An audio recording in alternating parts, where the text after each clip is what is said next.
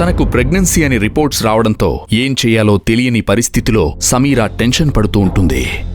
నవ్య, please ఈ విషయం ఎవరికి చెప్పకు.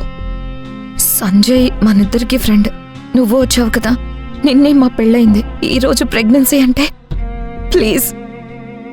నాకేమవుతుందో అర్థం కావడం లేదు. ఏదో నాకు తెలియకుండా జరిగింది. ప్లీజ్ ప్రామిస్ చేయి, ఈ విషయం మన మధ్య ఉండాలి.